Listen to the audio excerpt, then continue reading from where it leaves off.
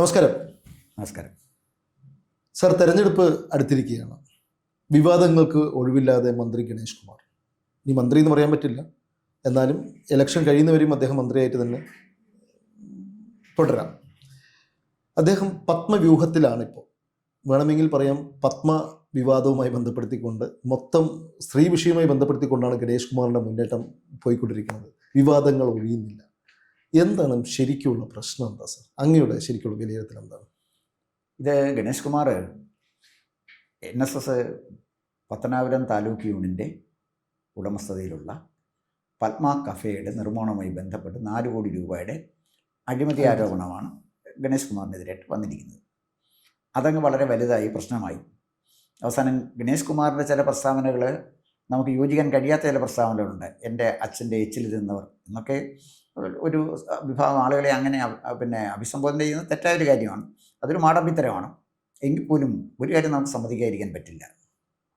Pathanapuram taluk union ഇന്നത്തെ നിലയിലാക്കിയത് R Balakrishna Pillai എന്ന് പറയുന്ന അധികാരനായ രാഷ്ട്രീയ നേതാവിൻ്റെ കഠിനാധ്വാനമാണ്. അതിനെ നമ്മളെ സമ്മതിച്ചു കൊടുത്തേ പറ്റൂ. അതവിടെ കൊണ്ടുവരാത്ത സ്ഥാപനങ്ങളൊന്നുമില്ല. എല്ലാ സ്ഥാപനങ്ങളും കൊണ്ടുവന്നു. ഒരു KSRTC ബസ് പോലും പത്തനാപുരം ടച്ച് ചെയ്യാതെ വരാത്തതില്ല തിരുവനന്തപുരം. അല്ല, പത്തനാപുരത്തിൻ്റെ ഞാൻ പറഞ്ഞത് പത്തനാപുരം താലൂക്ക് യൂണിയൻ എന്ന് പറയുമ്പോൾ പുനലൂരാണ് ഇവരുടെ പത്മ കഫേ. അന്ന് പുനലൂരാണ്. പത്തനാപുരം താലൂക്ക് എന്ന് പറയുന്നേ ഉള്ളൂ. പുനലൂരാണ് എൻ്റെ ഹെഡ് ക്വാർട്ടേഴ്സ്. അങ്ങനെ കൊട്ടാരക്കര താലൂക്ക് യൂണിയൻ്റെ അല്ല, പത്തനാപുരം താലൂക്ക് യൂണിയൻ്റെ ഹെഡ് ഓഫീസ് പുനലൂരാണ്. അവിടെയാണ് ബാലകൃഷ്ണ സാറ് ഈ സ്ഥാപനങ്ങളൊക്കെ പടുത്തുയർത്തിയത്. ഒരുപാട് സ്ഥാപനങ്ങൾ, സ്കൂള്, കോളേജൊക്കെ കൊണ്ടുവന്നിട്ടുണ്ട്. അവിടെ പത്മ കഫേ നടന്ന അതിൻ്റെ നിർമ്മാണവുമായി ബന്ധപ്പെട്ട ആരോപണമാണ് ഈ പ്രശ്നത്തിലേക്ക് കൊണ്ടുപോയത്. ഈ പത്മ കഫേ എന്ന് പറയുന്നതിനകത്ത് അതിനൊരു വലിയ ചരിത്രമുണ്ട്. പത്മ കഫേ എന്ന് പറഞ്ഞൊരു ഹോട്ടലാണ്. ഈ ഇന്ത്യൻ കോഫി ഹൗസ് പോലെ ഒരു ഹോട്ടൽ ശൃംഖലയാണ് ഈ പത്മ കഫേ. ഇത് സുകുമാരൻ നായരുടെ ബുദ്ധിയാണല്ലേ? സുകുമാരൻ നായരുടെ ബുദ്ധിയാണ്. സുകുമാരൻ നായർ എല്ലാ സ്ഥലങ്ങളിലും ഓരോ ചായക്കടയോ കാപ്പിക്കടയോ യൂണിയൻ്റെ നേതൃത്വത്തിൽ തീരുമാനിച്ചു. നല്ല കാര്യം തന്നെ. കുറേ ആളുകൾക്ക് തൊഴിൽ കൊടുത്തിട്ടുണ്ട്.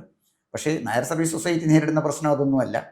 അതിനുള്ള സ്വത്തുക്കളുമായിട്ട് ബന്ധപ്പെട്ട് നോക്കുമ്പോൾ ഇവിടെ ഒരു ടെക്നിക്കൽ യൂണിവേഴ്സിറ്റിയോ അതല്ലെങ്കിൽ ഏതെങ്കിലും വലിയ പ്രോജക്റ്റുകളോ ഒരു IT പാർക്കോ ഒക്കെ ചെയ്യാനുള്ള സംവിധാനവും സമ്പത്തും NSSനുണ്ട്. അതിനെക്കുറിച്ച് ചിന്തിക്കാനുള്ള ബൗദ്ധികമായ വളർച്ചയൊന്നും ഉള്ള ആളല്ലല്ലോ സുകുമാരൻ നായർ. അല്ല, അതവിടെ ഇരിക്കട്ടെ. സുകുമാരൻ നായർ നമുക്ക് പിന്നീട് വരാം. ഇപ്പം നമുക്ക് പത്മവ്യൂഹത്തിലാണ് നമ്മൾ ഗണേഷ് കുമാർ യാത്ര ചെയ്തുകൊണ്ടിരിക്കുന്നത്. ആ ഒരു വലിയൊരു വിവാദം പുറപ്പെട്ടുകൊണ്ടിരിക്കുകയാണ്. 4 കോടി രൂപയോളം ഉള്ള വിഷയം. അതിൻ്റെ ഒരു വ്യക്തിത്വം എന്താണ്, അല്ലെങ്കിൽ അതിൻ്റെ കൃത്യത എന്താണെന്നുള്ളതും സാറൊന്ന് പറഞ്ഞു. അപ്പം അതേപോലെ പത്മ കാഫെയാണ് ഈ സുകുമാരൻ നായരുടെ ആശയമാണ്. ഈ ആശയം സത്യത്തിന് സുകുമാരൻ നായരുടെ അല്ല. ഈ ആശയം ഡോക്ടർ രാജഗോപാൽ എന്ന് പറഞ്ഞ് കേരളത്തിൽ ഏറ്റവും കൂടുതൽ സർജറി നടത്തിയിട്ടുള്ള ഒരു പ്രമുഖനായ ഡോക്ടർ കൊല്ലത്തുണ്ടായിരുന്നു. അദ്ദേഹം കൊല്ലം NSS താലൂക്ക് യൂണിയൻ്റെ പ്രസിഡൻ്റായിരുന്നു. ആദ്യമായിട്ട് ഒരു കഫേ, അതിന് പത്മ കഫേ എന്നൊന്നുമല്ല അതിൻ്റെ പേര്, ഒരു കുടുംബശ്രീ സംരംഭം ഉണ്ടാക്കുന്നത് അദ്ദേഹമാണ്. അവിടെ നിന്നാണ് പിന്നെ ഈ പത്മ കഫേയൊക്കെ പിന്നീടാണ് ഡെവലപ്പ് ചെയ്ത് വരുന്നത്. ഒരു സ്വയം സഹായ സംഘം ഉണ്ടാക്കി. അപ്പോൾ അങ്ങനെ ആ സ്വയം സഹായ സംഘത്തിൽ നിന്നാണ് പിന്നെ അവസാനത്തെ ആശയമായിട്ടാണ് ഈ പത്മ കഫേയൊക്കെ വരുന്നത്. പക്ഷേ ഈ സ്വയം സഹായ സംഘം എന്ന് പറയുന്ന ആശയം ഉണ്ടാക്കിയത് ഡോക്ടർ രാജഗോപാലാണ്. പത്മ കഫേ ആദ്യമായിട്ട് തുടങ്ങുന്നത് കലഞ്ഞൂർ മധു, അദ്ദേഹം നമ്മുടെ ധനലക്ഷ്മി ബാങ്കിൻ്റെ ചെയർമാനാണ്. വളരെ സമ്പന്നനായ ആളാണ്. അദ്ദേഹമാണ് അടൂർ പത്മ കഫേ തുടങ്ങുന്നത്. വളരെ ഫലപ്രദമായിട്ടത് നടന്നു എന്ന് മാത്രമല്ല, വളരെ സ്വാദിഷ്ടമായ ഭക്ഷണം വളരെ വില കുറഞ്ഞ വിലയിൽ വൃത്തിയുള്ള അന്തരീക്ഷത്തിൽ അവിടെ കിട്ടുമായിരുന്നു. അല്ല, കലഞ്ഞൂർ മധു അദ്ദേഹത്തിൻ്റെ കാര്യം ഞാൻ അറിഞ്ഞത് സുകുമാരൻ നായരെ സൂപ്പിക്കാൻ വേണ്ടി തുടങ്ങിയ ഇദ്ദേഹത്തിൻ്റെ ഒരു ആശയം, സുകുമാരൻ നായരാണ് ഈ ഒരു ആശയം ആദ്യം എടുത്തു വെച്ചതും. ആ ആശയം, അദ്ദേഹത്തിൻ്റെ ആശയം പ്രാബല്യത്തിൽ കൊണ്ടുവന്ന് അദ്ദേഹത്തെ ഒന്ന് സൂപ്പിക്കാം എന്ന് പറഞ്ഞിട്ടാണ് ഇത് തുടങ്ങിയെന്നാണ് ഞാൻ കിട്ടിയ വിവരം. എനിക്കറിയാവുന്ന ഒരു അറിവ് വെച്ച് ഞാൻ പറയുകയാണ്. അത് ശരിയാണോ എന്ന് എനിക്കറിയില്ല. പത്മ കഫേ തുടങ്ങിയ എല്ലാ യൂണിയൻ പ്രസിഡന്റുമാരും സുകുമാരൻ നായരെ സൂചിപ്പിക്കാൻ ചെയ്താണ്. അതിൻ്റെ തുടക്കം കലഞ്ഞൂർ മധു ആണെന്ന് ഞാൻ കലഞ്ഞൂർ മധുവിൻ്റെ കാര്യമാണ് പറഞ്ഞത്. അദ്ദേഹമാണ് അവിടെ തുടങ്ങിയത്. അപ്പോൾ അടൂർ തുടങ്ങിയ പത്മ കഫേ വളരെ വിജയകരമായിരുന്നു. ഈ വിജയം കണ്ടുകൊണ്ട് അപ്പം പത്മ കഫേ ആദ്യം അടൂരാണല്ലോ തുടങ്ങിയത്. അടൂർ കലഞ്ഞൂർ മധു തുടങ്ങിക്കഴിഞ്ഞ് എന്താണ് കലഞ്ഞൂർ മധുവിന് സംഭവിച്ചതെന്ന് ചോദിച്ചാൽ, അദ്ദേഹത്തിൻ്റെ NSSൻ്റെ ബോഡിയിൽ നിന്ന് പുറത്താക്കി. ഒരു അഴിമതി ആരോപണമില്ല. കാരണം അദ്ദേഹത്തിന് പൈസ ആവശ്യമില്ല. വളരെ സമ്പന്നനായ ആളാണ്. നല്ല ജനസ്വാധീനമുള്ള ആളാണ്. അപ്പം സുകുമാരൻ നായർക്ക് ഇഷ്ടക്കുറവ് തോന്നി പുറത്താക്കിയ അതാണ് NSSൻ്റെ ഒരു സ്ഥിതി. അതാണ് ഞാൻ ഈ പറഞ്ഞത്. എന്തായാലും പത്മ കഫേ തുടങ്ങിയ ആദ്യത്തെ ആൾ രക്തസാക്ഷിയായി. രക്തസാക്ഷിയോ അല്ലെങ്കിൽ അദ്ദേഹം ഒഴിവാക്കപ്പെട്ടു. രക്തസാക്ഷി എന്ന് ഞാൻ പറയുന്നില്ല, അദ്ദേഹത്തിനെ ആ രംഗത്ത് നിന്ന് ഒഴിവാക്കി കലഞ്ഞൂർ മധുവിനെ. രണ്ടാമത് പത്മ കഫേ തുടങ്ങുന്നത് പത്തനംതിട്ടയാണ്. ഈ പത്തനംതിട്ട പത്മ കഫേ തുടങ്ങിയത് പത്തനംതിട്ട താലൂക്ക് യൂണിയൻ പ്രസിഡൻ്റാണ് അഡ്വക്കേറ്റ് ഇടത്തട്ട ഹരിദാസാണ് അത് തുടങ്ങുന്നത്. ഈ പത്മ കഫേ എന്ന് പറയുന്ന സ്ഥാപനത്തിന് സത്യത്തിന് നായർ സർവീസ് സൊസൈറ്റിയായിട്ട് ബന്ധമൊന്നുമില്ല. അത് മന്നം സോഷ്യൽ സർവീസ് സൊസൈറ്റിയുടെ ആഭിമുഖ്യത്തിലാണ് ഈ സ്ഥാപനം നടക്കുന്നത്, ഈ പത്മ കഫേ നടക്കുന്നത്. ഈ മന്നം സോഷ്യൽ സർവീസ് സൊസൈറ്റി തന്നെയാണെങ്കിലും അത് രജിസ്റ്റർ ചെയ്തിരിക്കുന്ന ഒരു പ്രത്യേക സൊസൈറ്റിയാണ്. അതായത് Travancore Cochin literary scientific charitable societies act 1955 അനുസരിച്ചാണ് ഇത് രജിസ്റ്റർ ചെയ്തിരിക്കുന്നത്. ഈ ആക്ട് അനുസരിച്ച് ഏതെങ്കിലും ഒരു സമുദായത്തിനായിട്ട് തുടങ്ങാൻ പറ്റില്ല, എല്ലാവർക്കും വേണ്ടിയേ തുടങ്ങാൻ പറ്റുള്ളൂ. അങ്ങനെയാണ് ഇത് തുടങ്ങിയിരിക്കുന്നത്. ഇപ്പം നായർ സർവീസ് സൊസൈറ്റി ഒരു സമുദായത്തിന് വേണ്ടിയാണെങ്കിൽ ഈ പത്മ കഫേ ഒരു സമുദായത്തിന് വേണ്ടിയാണെന്ന് ശാസ്ത്രീയമായിട്ട് പറയാൻ പറ്റില്ല, നിയമപരമായിട്ട് പറയാൻ പറ്റില്ല. അങ്ങനെയാണ് ഈ സൊസൈറ്റികൾ തുടങ്ങിയിരിക്കുന്നത്. ആദ്യം ഈ സൊസൈറ്റിയുടെ പേരിൽ ഞാൻ ആദ്യം പറഞ്ഞ പോലെ അടൂർ ആരംഭിച്ചു, വിജയകരമാണ്. പത്തനംതിട്ട തുടങ്ങുകയാണ്. പത്തനംതിട്ട തുടങ്ങുന്ന അഡ്വക്കേറ്റ് ഹരിദാസ് ഇടത്തട്ടയുടെ നേതൃത്വം, അദ്ദേഹം യൂണിയൻ പ്രസിഡന്റ്. അവിടെ വന്നപ്പോണ്ടായ ഒരു പ്രശ്നം വെച്ചാൽ യൂണിയൻ്റെ പൊതുയോഗം കൂടാതെ 75 ലക്ഷം രൂപ അദ്ദേഹം ഇതിനായിട്ട് ചെലവഴിച്ചു എന്ന് പറഞ്ഞാൽ പെർമിഷൻ ഇല്ലാതെ. അത് വലിയൊരു നിയമപ്രശ്നത്തിൽ കിടക്കുകയാണ്. ഈ കണക്ക് ഏതോ ഒരു ചാർട്ടേഡ് അക്കൗണ്ടൻ്റ് സർട്ടിഫൈ ചെയ്ത് കൊടുത്തു, അതിൻ്റെ പേരിൽ കേസ് കിടക്കുകയാണ്. അത് വലിയ വിവാദത്തിലേക്ക് പോയിക്കൊണ്ടിരിക്കുകയാണ്. അദ്ദേഹം തന്നെ അഴിമതി ആരോപണ വിധേയനായി, ഹരിദാസ് തന്നെ. അദ്ദേഹത്തിൻ്റെ നാട്ടുകാരനും സുഹൃത്തുമാണ്, എൻ്റെ സുഹൃത്താണ്, വളരെ അടുത്ത സുഹൃത്താണ്. പിന്നീട് ഒരുപാട് വിവാദങ്ങളുണ്ടായി. ഈ കടയുടെ ഡിപ്പോസിറ്റുമായിട്ട് ബന്ധപ്പെട്ട്, കടയുടെ വാടകയുമായിട്ട് ബന്ധപ്പെട്ട്. ഇപ്പോൾ ഈ കൊട്ടാരക്കര പറയുന്ന പോലെ തന്നെ അകത്ത് അതിൻ്റെ മോഡിഫിക്കേഷനുമായിട്ട് ബന്ധപ്പെട്ട്, ഫർണിച്ചർ വാങ്ങിച്ചതുമായിട്ട് ബന്ധപ്പെട്ട് നിരന്തരം ആരോപണമായിരുന്നു. ഈ ആരോപണങ്ങൾ വന്നപ്പോൾ കൊട്ടാരക്കര നടന്നതുപോലെ തന്നെ ഭൂരിപക്ഷം യൂണിയൻ ഭരണസമിതി അംഗങ്ങൾ രാജിവെക്കുന്നു. അങ്ങേര് പ്രസിഡൻറ്റിൻ്റെ പേരിൽ അഴിമതി ആരോപണം പറഞ്ഞ് രാജിവെച്ച് സുകുമാരൻ നായരെ കാണുന്നു. അപ്പോൾ ശ്രീ സുകുമാരൻ നായരെ രാജിയൊക്കെ സ്വീകരിച്ചു. പക്ഷേ ഏറ്റവും രസകരമായ സ്ഥിതി, ഈ അഴിമതി ആരോപണം ഉന്നയിച്ച മെമ്പർമാരുണ്ടല്ലോ യൂണിയൻ കമ്മിറ്റിയെ, അവരെ ഒഴിവാക്കിയിട്ട് അഴിമതിക്ക് കൂട്ടുനിന്ന ആളുകളെയും യൂണിയൻ പ്രസിഡന്റിനെയും കൂടെ ചേർത്ത് വേറൊരു കമ്മിറ്റി അദ്ദേഹം ഉണ്ടാക്കി. എന്ന് വെച്ചാൽ അഴിമതി ആരോപണം ഉന്നയിച്ചവൻ പുറത്തു പോയി, അഴിമതി നടത്തി പ്രസിഡന്റിനെ വെച്ച് അഡ്കോ കമ്മിറ്റി ഉണ്ടാക്കി. അതാണ് പത്തനംതിട്ട നടന്നത്. കാരണം എന്ന് പറഞ്ഞാൽ ഇതിൻ്റെ ഞാൻ സംശയിക്കുന്നത് ഇതിൻ്റെ ഒരു വിഹിതം എവിടെയെങ്കിലുമൊക്കെ ചെല്ലുമല്ലോ. അപ്പോൾ കൃത്യമായി വിഹിതം കിട്ടുന്നിടത്തായിരിക്കും ഈ പ്രശ്നങ്ങൾ വരുന്നതെന്നാണ് എനിക്ക് തോന്നുന്നത്. അല്ല, ഞാനൊരു കാര്യം ചോദിക്കുകയാണ്. അപ്പോൾ അങ്ങനെയാണെങ്കിൽ ഇതിൻ്റെ ലാഭനഷ്ട കണക്കുകൾ NSSൽ വരില്ലേ? അതാണ് പ്രശ്നം. NSS ലാഭത്തിൽ പ്രവർത്തിക്കാൻ കഴിയുന്നൊരു സംഘടനയല്ലത്. NSS താലൂക്ക് യൂണിയനിൽ നിന്നും ലാഭം ഉണ്ടാക്കാൻ പറ്റുകയില്ല. അതിൻ്റെ ഭരണഘടന അങ്ങനെയാണ്. അതേസമയം ഈ സംഘടനയ്ക്ക് പത്മ കഫേക്ക് ലാഭം ഉണ്ടാക്കുന്നതിന് തടസ്സമില്ല. കാരണം അത് വേറെ ഒരു രജിസ്ട്രേഷനാണ്. NSS companies non trading companies act അനുസരിച്ചാണ് NSS രജിസ്റ്റർ ചെയ്തിരിക്കുന്നത്. ഇത് വേറെ ഞാൻ പറഞ്ഞല്ലോ, Travancore Cochin literary scientific charitable societies act 1955 അനുസരിച്ചാണ് ചെയ്തത്. അപ്പോൾ അതനുസരിച്ച് ഇവർക്കിത് ചെയ്യാം. പക്ഷെ മറ്റേ നോൺ ട്രേഡിംഗ് കമ്പനിയാണ് NSS ചെയ്യാൻ പറ്റും എന്ന് പറഞ്ഞാൽ ഇത് പ്രത്യേകിച്ച് ഒരു ഓട്ടോണമസ് ഒരു സ്വന്തം നിലനിൽപ്പുള്ള ഒരു പ്രത്യേക സംഘടനയാണ്. പത്മ കഫേ ലാഭം വരുന്നത് എങ്ങനെ വിഹിതിക്കും? അത് പത്മ കഫേയിലെ ജീവനക്കാർക്ക് കൊടുക്കാം, യൂണിയനിലേക്ക് അടയ്ക്കാം, അത് പല കാര്യങ്ങളും ചെയ്യാം. യൂണിയനിലേക്ക് അടയ്ക്കാം, അത് NSS യൂണിയനിലേക്ക് കോൺട്രിബ്യൂഷൻ ആയിട്ട് കൊടുക്കാം. യൂണിയൻ്റെ ലാഭം ഉണ്ടാക്കാനൊക്കെ പറ്റുന്നുണ്ട്. കോൺട്രിബ്യൂഷൻ ആയിട്ട് വേണമെങ്കിൽ ഇവർക്കത് കൊടുക്കാം. അത്തരം ചില സംവിധാനങ്ങൾ ചെയ്യാം. അപ്പോൾ നമ്മൾ പത്മ കഫേയുടെ കഥയാണല്ലോ പറഞ്ഞത്. ആദ്യം അടൂരിൻ്റെ കാര്യം പറഞ്ഞു. അടൂര് പത്മ കഫേ നന്നായിട്ട് നടത്തിയ ആൾ പുറത്തായി, ഒരു ആരോപണവും ഇല്ല, അദ്ദേഹത്തിന് പണത്തിൻ്റെ ആവശ്യമില്ല. രണ്ട്, അഴിമതി ആരോപണ വിധേയനായ ആളുകൾ പ്രസിഡന്റിനെതിരെ അഴിമതിയും പറയാൻ ചെന്നവനെ ഡിസ്മിസ് ചെയ്ത് ഒഴിവാക്കിയിട്ട് ആരോപണ വിധേയനായ പ്രസിഡന്റിൻ്റെ നേതൃത്വത്തിൽ തന്നെ ഒരു കമ്മിറ്റി ഉണ്ടാക്കി. അത് ഇപ്പോഴും അവിടെ നടക്കുകയാണ്. ഒരുപാട് ആരോപണങ്ങൾ പത്തനംതിട്ട താലൂക്ക് NSS യൂണിയനെ കുറിച്ചുണ്ട്. അത് ആണ് രണ്ടാമത് നടക്കുന്ന ഒരു കാര്യം. മൂന്നാമതാണ് പത്തനാപുരം താലൂക്ക് യൂണിയൻ NSS യൂണിയനുമായിട്ട് ബന്ധപ്പെട്ട് വന്നത്. ഈ മൂന്നാമത് ഇത് വരുമ്പോഴുള്ള പ്രശ്നം, ഈ പത്മ കഫേയുടെ ഇൻറ്റീരിയർ ഡെക്കറേഷനുമായിട്ട് ബന്ധപ്പെട്ട് 4 കോടി രൂപ ഒരു കൃത്യമായ കണക്കുകളില്ലാതെ ഗണേഷ് കുമാർ ചെലവഴിച്ചു അല്ലെങ്കിൽ ദുരുപയോഗം ചെയ്തു എന്നാണ് ആരോപണം. അപ്പോൾ ഗണേഷ് കുമാർ അതിൻ്റെ കൗണ്ടർ ആർഗ്യുമെൻ്റ് അദ്ദേഹം പറയുന്നത് അദ്ദേഹത്തിന് പണത്തിൻ്റെ ആവശ്യമില്ല. അദ്ദേഹത്തിൻ്റെ അച്ഛൻ ശതകോടീശ്വരനാണ് ബാലകൃഷ്ണ സാർ, ഇഷ്ടംപോലെ പണം ഉണ്ടാക്കിയിട്ടുണ്ട്. പിന്നെ പണം ഉണ്ടാക്കാൻ പറ്റുന്ന വകുപ്പിലല്ലേ അദ്ദേഹത്തിന് മോട്ടോർ വെഹിക്കിൾ ഡിപ്പാർട്ട്മെൻറ്റിലാണ്, അവിടെ ആരോപണങ്ങളൊന്നുമില്ല. ട്രാൻസ്പോർട്ട് നന്നായിട്ട് നടത്തി. അപ്പോൾ പണം ഉണ്ടാക്കാനാണെങ്കിൽ മോട്ടോർ വെഹിക്കിൾ ഡിപ്പാർട്ട്മെൻറ്റോ ട്രാൻസ്പോർട്ടോ ഒക്കെ മതിയല്ലോ. അല്ല, എനിക്ക് അതിൽ ഭീമൻ രഘു പറഞ്ഞൊരു ഇതാണ് ഓർമ്മ വരുന്നത്. ചക്കരക്കുടം കണ്ടു കഴിഞ്ഞാൽ കൈയിടാത്തത് ആരെങ്കിലും ഉണ്ടാവും. ചക്കരക്കുടം കൈയിട്ടിട്ട് നക്കാത്ത ആളുകളുണ്ട്. ആ. ഉണ്ടല്ലോ, തീർച്ചയായിട്ടും ഉണ്ടല്ലോ. ഉണ്ടാവും. ഒരുപാട് പേരുണ്ടല്ലോ. ജി സുധാകരനുണ്ട്, പിന്നെ VM സുധീരനുണ്ട്, AK ആൻ്റണിയുണ്ട്. ഞാൻ പറയാൻ വന്നെങ്കിൽ അങ്ങനെ പല ആളുകളുണ്ട്. അതുകൊണ്ട് ഗണേഷ് കുമാർ മന്ത്രി എന്നുള്ള നിലയിൽ അഴിമതി ആരോപണ വിധേയനല്ല. നമ്മളത് പരിഗണിക്കണം. മറ്റേ ട്രാൻസ്പോർട്ട് മന്ത്രിമാരെല്ലാം അഴിമതി ആരോപണ വിധേയരായിരുന്നു. നമ്പർ 1. നമ്പർ 2, KSRTCയെ മോഡേണൈസ് ചെയ്യാനും ലാഭത്തിലെത്തിക്കാനും ഗണേഷ് കുമാറിന് കഴിഞ്ഞിട്ടുണ്ട്. ഞാൻ പറഞ്ഞു വന്നത് മന്ത്രി എന്നുള്ള നിലയിൽ അദ്ദേഹത്തിന്റെ വ്യക്തിപരമായ UDF അധികാരത്തിലിരിക്കുമ്പോഴും അദ്ദേഹം നല്ല മന്ത്രിയാണ്. അപ്പോഴും നല്ല മന്ത്രിയായിരുന്നു. ഫോറസ്റ്റ് വകുപ്പ് മന്ത്രി എന്നുള്ള നിലയിലും ആസ് എ മിനിസ്റ്റർ ഗണേശൻ നല്ല മന്ത്രി തന്നെയാണ്. ഇതിൻ്റെ കാര്യത്തിലേക്ക് ഞാൻ വരുന്നത്. അപ്പോൾ ഗണേശൻ അഴിമതി കാണിച്ചു എന്ന് പറഞ്ഞാണ് അവിടെ പിന്നെ ഇപ്പോഴത്തെ യൂണിയൻ പ്രസിഡന്റും ആളുകളും എല്ലാം പുറത്താക്കിയിരിക്കുന്നത്. അല്ല, അദ്ദേഹത്തെ പുറത്താക്കുന്നുണ്ട്. അവരവിടെ ചെന്ന് 11 പേരാണ് പരാതിയുമായിട്ട് സുകുമാരൻ നായരെ കാണാൻ പോയത്. അദ്ദേഹം ആ പരാതി സ്വീകരിക്കുന്നു. NSSൻ്റെ രജിസ്ട്രാർ പിരിച്ചുവിടുന്നു. രജിസ്റ്റർ എന്ന് പറഞ്ഞാൽ ഒന്നുമില്ല. ഇതൊക്കെ സുകുമാരൻ നായരുടെ റബ്ബർ സ്റ്റാമ്പ്. സുകുമാരൻ നായർ എന്ന് പറയുന്നൊരു ഏകാധിപതിയാണ് ഈ NSSനെ ഭരിച്ചുകൊണ്ടിരിക്കുന്നത്. സുകുമാരൻ നായർ എന്ത് പറയുന്നു അതാണ് നിയമം.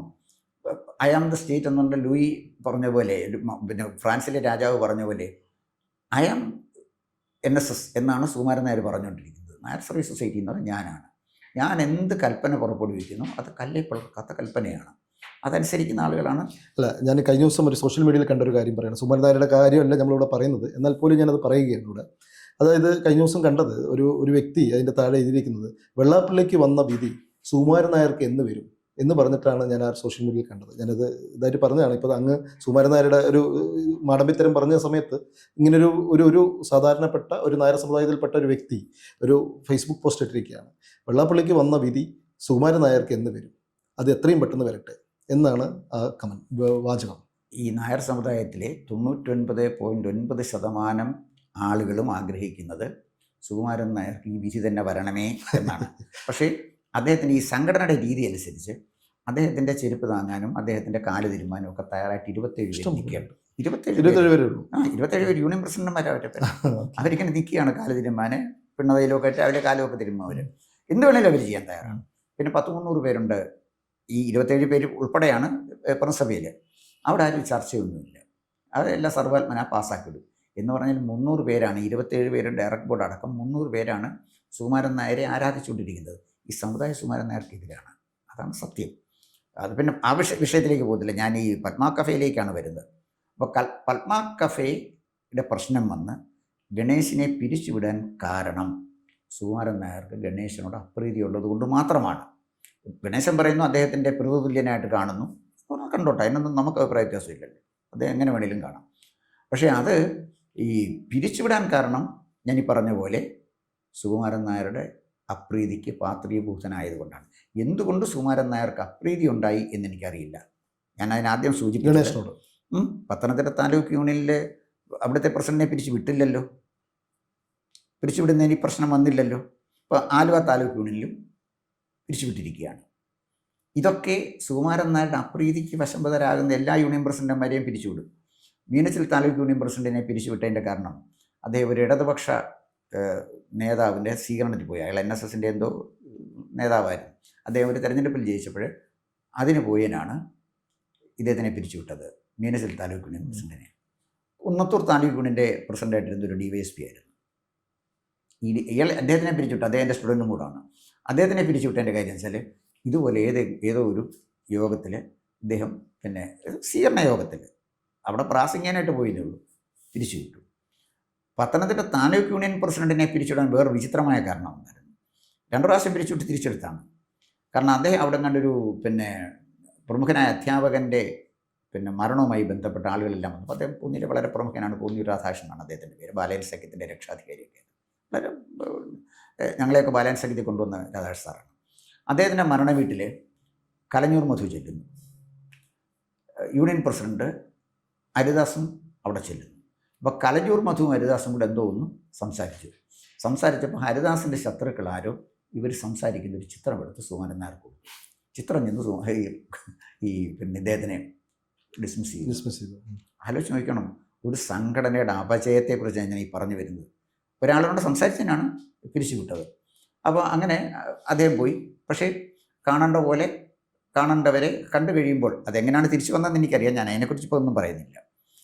ഹരിദാസ് തിരിച്ചു വന്നു. ഏത് മാർഗം ഉപയോഗിച്ചു, എങ്ങനെ എന്നുള്ളതിനെക്കുറിച്ച് കൃത്യമായിട്ട് എനിക്കറിയാം. അതിലേക്ക് ഞാൻ പോകുന്നില്ല. ഹരിദാസ് ചെയ്ത അതേ മാർഗം ഗണേശ് ഉപയോഗിച്ചിരുന്നെങ്കിൽ ഗണേശിനും തുടരാമായിരുന്നു. അതുകൊണ്ട് ഈ പത്മ കഫേയുടെ ആരോപണത്തിൽ ഇപ്പോൾ 4 കോടി രൂപ അതിനകത്ത് ചെലവഴിച്ചു എന്ന് പറയുന്നു. പ്രഥമ ദൃഷ്ട്യാ അത് കേൾക്കുമ്പോൾ വലിയൊരു ചിലവായിട്ടാണ് എനിക്ക് തോന്നുന്നത്. അവിശ്വസനീയമായൊരു ചിലവായിട്ടാണ് എനിക്ക് തോന്നുന്നത്. ഒരു നിലനിൽക്കുന്ന ഒരു ഹോട്ടലിൽ ഇത്രയും കാര്യങ്ങൾ ചെയ്യുന്നതിന് 4 കോടി രൂപ വരുമോ എന്ന് ചോദിച്ചാൽ എനിക്കത് അവിശ്വസനീയമായിട്ടാണ് തോന്നുന്നത്. ഇനി അവിടെ എന്താ സംഭവിച്ചെന്ന് ഞാൻ നേരിൽ പോയി കാണാത്തതുകൊണ്ട് എനിക്ക് ഇതിനെക്കുറിച്ച് പറയാൻ പറ്റില്ല. ഈ അഴിമതി ആരോപണത്തിൻ്റെ പേരിൽ തന്നെയാണ് ഗണേശിനെ യൂണിയൻ പ്രസിഡന്റ് സ്ഥാനത്തു നിന്ന് പിരിച്ചുവിട്ടത്. പക്ഷേ അതിനപ്പുറം തന്നെ അവിടെ ചില പ്രശ്നങ്ങളുണ്ട്.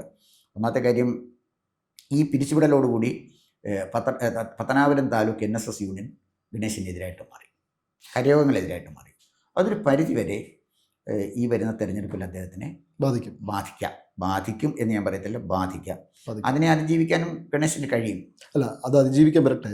അതിനു മുമ്പ് അദ്ദേഹം വീണ്ടും ഒരു വിവാദം ഉണ്ടായിരുന്നു, ഒരു സ്ത്രീ വിഷയവുമായി ബന്ധപ്പെടുത്തിക്കൊണ്ടുള്ള വിവാഹം. അദ്ദേഹത്തിൻ്റെ സ്വന്തം ഭാര്യ വീണ്ടും അതിനെതിരെ വലിയ വിവാദങ്ങൾ വന്നു. പക്ഷെ അത് കെട്ടടങ്ങി.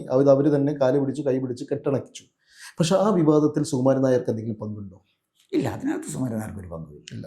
സുകുമാരൻ നായർ അത്തരം കാര്യങ്ങളിലോട്ട് പോകേണ്ട കാര്യമില്ലല്ലോ. ഇത് തികച്ചും ഗണേശൻ്റെ വ്യക്തിപരമായ കാര്യം മാത്രമാണ്. അതിനകത്ത് സുകുമാരൻ നായർക്ക് ഒരു പങ്കുമില്ല. സുകുമാരൻ നായർ ഒരു കാര്യം തീരുമാനിച്ചു. സുകുമാരൻ നായർക്കോ സുകുമാരൻ നായരുടെ ബന്ധപ്പെട്ട ഫാമിലിയുമായിട്ടോ എന്തെങ്കിലും ഒരു ബന്ധമുണ്ടോന്നാണ് ഞാൻ ചോദിച്ചത്. ഒരു ബന്ധമുള്ളതായിട്ട് ഞാൻ കരുതുന്നില്ല. അത് അവിടുത്തെ ഒരു ലോക്കൽ ഇഷ്യൂ ആണ്. അതിനപ്പുറമുള്ളതായിട്ട് എനിക്ക് ഇൻഫർമേഷൻ ഇല്ല, ഞാൻ അങ്ങനെ കരുതുന്നുമില്ല. വിഷയം ഇതാണ്. ഈ പത്മ കഫേയായിട്ട് ബന്ധപ്പെട്ട് ഗണേശൻ പുറത്തു പോകാൻ വഴി തെളിച്ചത് സുകുമാരൻ നായരുടെ അപ്രീതിയാണ്. സുകുമാരൻ നായർക്ക് എന്തുകൊണ്ടാണ് ഗണേശനോട് അപ്രീതി തോന്നിയത് എന്നുള്ളത് അഴിമതി ആരോപണ വിധേയനായതുകൊണ്ടല്ല. അതാണ് ഞാൻ പറഞ്ഞത്. അഴിമതി ആരോപണം കാണിച്ചിരുന്നതാണ് എങ്കിൽ സുകുമാരൻ നായർക്ക് അഴിമതി പുത്തിരിയൊന്നുമില്ലല്ലോ. അദ്ദേഹം തന്നെ കറപ്റ്റല്ലേ. സുകുമാരൻ നായർ തന്നെ കറപ്റ്റായ ഒരാളാണ്. പുള്ളിക്കെന്തോ അഴിമതിയോടെ വിരോധം? അഴിമതി ആരോപണത്തിനോടുള്ള വിരോധമായിരുന്നെങ്കിൽ, അഴിമതിയോടുള്ള വിരോധമായിരുന്നെങ്കിൽ അദ്ദേഹം ഇതേ അളവ് കോലെടുത്ത് നോക്കാമെങ്കിൽ പത്തനംതിട്ട താലൂക്ക് യൂണിയൻ പ്രസിഡന്റ് ഇത് ആപ്ലിക്കബിൾ ആയിരുന്നല്ലോ എന്നാണ് ഞാൻ പറഞ്ഞത്. ഇതുപോലെ തന്നെ ഭൂരിപക്ഷം ആളുകളോട് പോയതാണ്. ഇതെല്ലാം മറ്റൊരു വസ്തുത ഞാൻ മനസ്സിലാക്കുന്നത്, 11 പേര് പോയി എന്ന് പറയുന്നത് തെറ്റാണ്. 8 പേരേ പോയിട്ടുള്ളൂ. അതിൽ 2 പേര് തിരിച്ച് ഗണേശൻ്റെ കൂടെ വന്നു എന്നാണ് ഗണേശൻ അവകാശപ്പെടുന്നത്. എന്തായാലും ശരി, ഒരു കാര്യം പറഞ്ഞ് ഞാനിത് അവസാനിപ്പിക്കാം. ഗണേശൻ പറഞ്ഞ ഒരു സ്റ്റേറ്റ്മെൻ്റ് ഉണ്ട്. അത് പ്രഥമ ദൃഷ്ട്യാ നമ്മളത് ആ സ്റ്റേറ്റ്മെൻറ്റ് വായിക്കുമ്പോൾ നമുക്കത് പ്രധാനപ്പെട്ടാന്ന് തോന്നത്തില്ലെങ്കിലും അതിനെ ഒരു ചെറിയ ഒരു കുത്തും കോമായൊക്കെ ഉള്ളൊരു സ്റ്റേറ്റ്മെൻറ്റാണ്. അദ്ദേഹം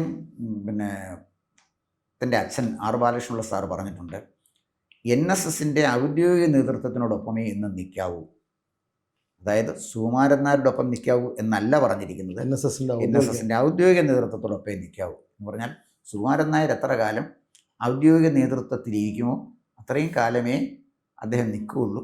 എന്ന് ഔദ്യോഗിക നേതൃത്വത്തിൽ നിന്ന് പോകുമോ അതോടുകൂടി അദ്ദേഹമുള്ള ബന്ധം അവിടെ അവസാനിക്കും എന്നാണ് പറഞ്ഞത്. എന്ന് പറഞ്ഞാൽ വെള്ളാപ്പള്ളി നടേശനുണ്ടായ വിധി കൃത്യമായി സുകുമാരൻ നായർക്ക് എത്തിയാൽ സുകുമാരൻ നായരോടൊപ്പം നിൽക്കില്ല എന്ന ഒരു സൂചന വേണമെങ്കിലും അതിൽ കാണാൻ പറ്റും.